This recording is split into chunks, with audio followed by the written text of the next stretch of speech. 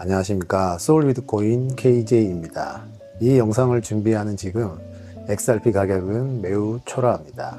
이럴 때일수록 불안함이 만들어내는 잡생각은 허공에 그냥 떠돌게 놔두시고 리플이 어디를 바라보며 어떤 전략을 들고 나아가고 있는지, 그 과정에서 장애물은 무엇인지, 경쟁자는 누구이며 그들은 얼마나 막강한지, 그리고 내가 평가한 XRP의 가치와 세상이 평가하는 XRP의 가치는 어떻게 다른지, 지금 숨을 고를 때인지 아니면 과감해져야 할 순간인지, 이런 것들에 집중하는 게 성공 투자에 가장 도움이 된다고 저는 확신합니다.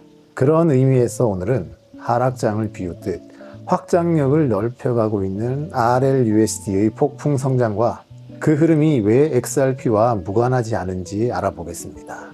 이를 위해 수많은 스테이블 코인은 도대체 어디에서 쓰이고 있는지, 그 중에서도 RLUSD는 어디서 가장 많이 사용되는지, 마지막으로 이 모든 흐름이 XRP 가격과는 어떤 연결이 있는지까지 차례대로 살펴보겠습니다. 수많은 종류의 달러 스테이블 코인들은 도대체 어디에서 사용되고 있을까요?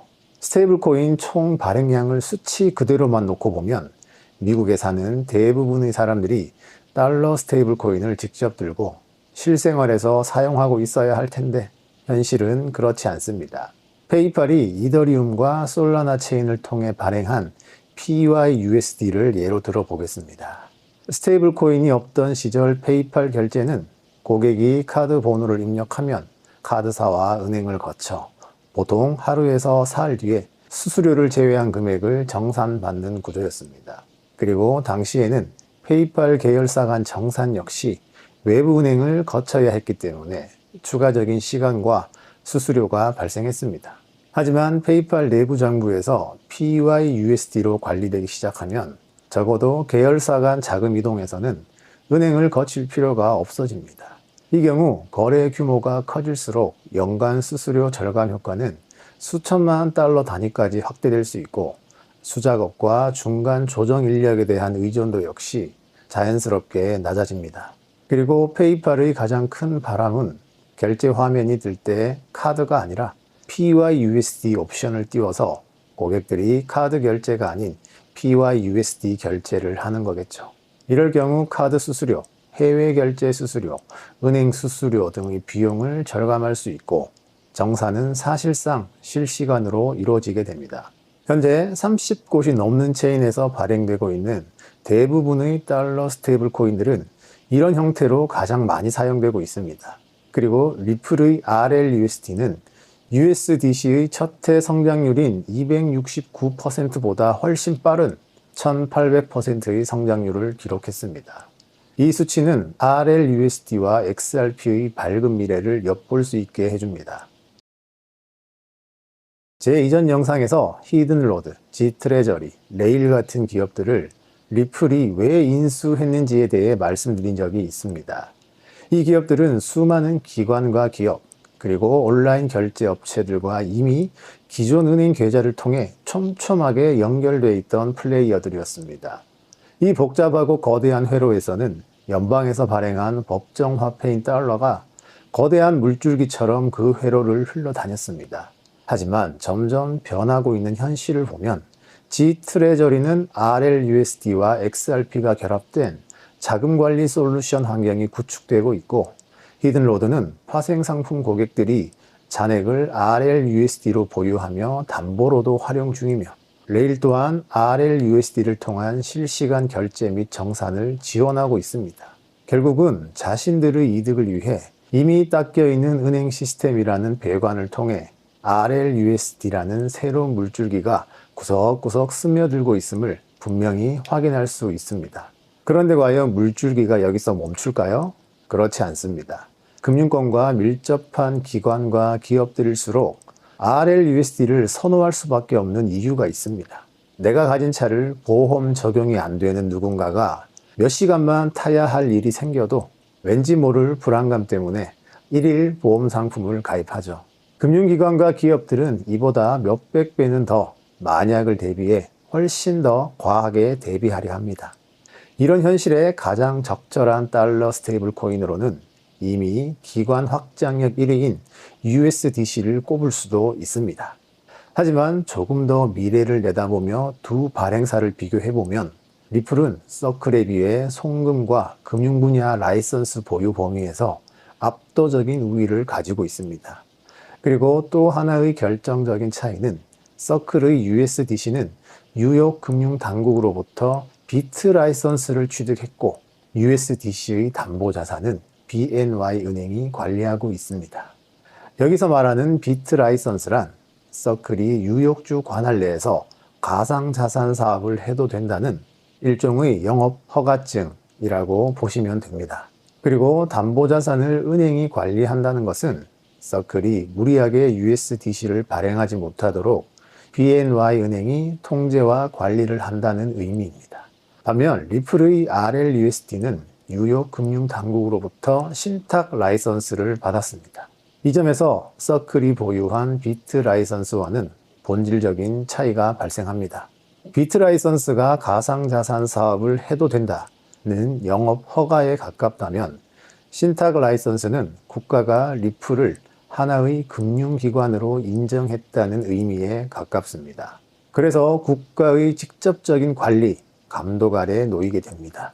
BNY 은행은 국가의 직접적인 관리가 아닌 뉴욕 금융당국의 감독 아래 놓여 있다는 점을 떠올려 보시면 조금 더 이해가 편하실 겁니다. BNY 은행도 크게 신뢰할 만한 수탁은행인 건 분명하지만 무게감은 비교 대상이 되지 못합니다. 뿐만 아니라 기관들의 확장력이 커질수록 서로 다른 체인에서 발행된 달러 스테이블 코인 간 거래는 필연적으로 늘어날 수밖에 없습니다. 이 과정에서 발행을 외부 퍼블릭 체인에 의존해야 하는 서클과 달리 XRP 레저라는 자체 네트워크와 XRP라는 유동성 자산을 동시에 보유한 리플은 서클뿐 아니라 다른 달러 스테이블 코인 발행사들보다 구조적으로 유리한 고지에 설 수밖에 없습니다. 여기에 더해 블록체인을 통해 스테이블 코인 정산을 끝낸 뒤 다시 스테이블 코인이 아닌 법정 화폐로 은행 계좌에서 은행 계좌로 즉시 입출금까지 모든 흐름을 하나로 묶어 처리할 수 있는 리플의 시스템은 서클이 흉내조차 낼 수 없습니다. 지금도 앞으로도 기관들의 시작과 끝은 무조건 은행 계좌일 겁니다. RLUSD가 XRP 레저 위에서 발행되고 활발하게 사용될수록 그 모든 거래를 처리하는 과정에서 네트워크 수수료로 XRP 소각은 필연적으로 발생합니다. 하지만 이 미세한 소각이 XRP 가격을 끌어올리는 주된 동력이라고 볼 수는 없습니다. 대신 위에서 언급했던 기관들이 RLUSD를 쓴다는 것은 리플의 퍼블릭 블록체인인 XRP 레저를 사용한다는 의미입니다. 물론 이더리움에서도 RLUSD가 발행되지만 이는 주로 탈중앙 영역에서의 미미한 활용에 불과합니다. 리플의 주 타깃인 기관들 입장에서는 수수료가 약 1000분의 1 수준으로 저렴한 리플 네트워크를 선택할 수밖에 없습니다. RLUSD를 선택하는 기관들은 결국 다양한 체인에서 발행된 달러 스테이블 코인들과의 거래를 피할 수 없고 국제송금 역시 필수적으로 필요한 곳들이며 거래 금액의 규모 또한 상당합니다. 같은 달러 스테이블 코인 간 거래라도 발행 체인이 다르면 단일 거래로 끝낼 수 없습니다. 예를 들면 상대방이 솔라나 USDC를 보내고 나는 RLUSD로 받아야 하는 경우를 말합니다. 이런 거래는 환율 계산이 필요한 건 아니지만 발행 체인이 다르기 때문에 자산을 서로 맞바꾸는 환전 과정은 피할 수 없습니다. 리플은 체인 밖으로 나가지 않고도 실시간 처리가 가능하고 유동성이 부족해질 경우 리플은 XRP를 사용할 수밖에 없습니다. 같은 조건에서 이 과정을 리플처럼 실시간으로 처리할 수 있는 체인은 현재 없습니다. 또한 국제송금이 필요한 순간에도 리플의 시스템을 두고 굳이 비효율적인 다른 선택을 하지는 않겠죠. 정리해보면 RLUSD의 확장력은 XRP 레저의 활성화로 이어지고 XRP 레저의 확장력은 필연적으로 XRP 사용을 부추길 수밖에 없다는 결론에 도달합니다.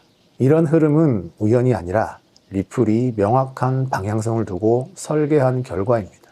여러분, 비슷해 보이지만 분명히 다른 성향을 가진 우리들입니다. 저는 현재 가격을 보며 가슴 아파할 줄도 아는 사람입니다. 다만 좋은 기회라는 건 대개 이런 아픔을 함께 동반한다고 생각합니다. 본능과 감정은 자연스럽게 현재 가격에 먼저 반응합니다. 하지만 시선을 현재가 아니라 미래 가치 쪽으로 조금만 옮겨놓고 보면 같은 상황에서도 전혀 다른 반응이 나올 수도 있다고 봅니다. 물론 리플의 미래 가치가 이미 현재 가격에 모두 반영되어 있다고 생각하시는 분들도 계실 겁니다. 그 생각 역시 존중합니다. 그저 미래 가치와 현재 가격 사이에서 갈등하고 계신 분들께 조금이나마 도움이 될 만한 정보를 전해드리고 싶다는 마음으로 이 영상을 만들었습니다. 다음 영상에서는 리플의 XRP와 RLUSD를 통한 투트랙 전략에 대한 주제로 다시 돌아오겠습니다. 늘 응원의 댓글과 좋아요로 격려해 주시는 분들께 진심으로 감사드립니다. 다음 영상에서 뵙겠습니다.